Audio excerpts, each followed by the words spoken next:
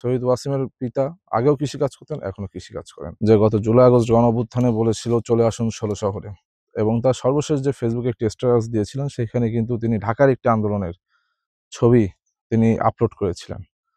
সেখানেও কিন্তু তিনি যে ছবিটি আপলোড করেছিলেন সেখানে আমরা সে সময় সেই আন্দোলনের নেতৃত্ব দিচ্ছিলাম, এবং তার পরের দিন তিনি যখন শহীদ হলেন সারা বাংলাদেশ কিন্তু এক ধরনের স্ফুলিঙ্গ সারা বাংলাদেশে ছড়িয়ে পড়লো, এবং সেখান থেকে কিন্তু আন্দোলনের দাবানলে রূপান্তরিত হয়েছিল। আজকে আপনারা দেখুন যে এই যে শহীদ ওয়াসিম ভাইয়ের পিতা আমাদের মাঝে এখানে উপস্থিত আছেন।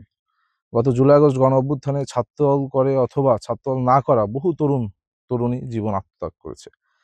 তাদের কারোর ৫ই আগস্টের পরে পরিবারের কিন্তু পরিবর্তন হয়নি। শহীদ ওয়াসিমের পিতা আগেও কৃষিকাজ করতেন, এখনো কৃষিকাজ করেন। কিন্তু এই জুলাই আগস্ট গণঅভ্যুত্থানকে পুঁজি করে আমরা দেখেছি অনেক ছাত্র উপদেষ্টা কিংবা অনেক উপদেষ্টা রয়েছে যাদের পরিবারের আমূল পরিবর্তন হয়েছে। শুধু পরিবার বললে ভুল হবে, তাদের ব্যক্তিগত পিএসও ৪-৫০০ কোটি টাকার মালিক হয়ে গিয়েছে। সুতরাং জুলাই আগস্ট গণঅভ্যুত্থানের যে স্পিরিট ছিল সেই স্পিরিটের সাথে তারা এক ধরনের বেইমানি করেছে, এবং যে স্পিরিট ছিল সেটাকে ধূলিসাৎ করেছে।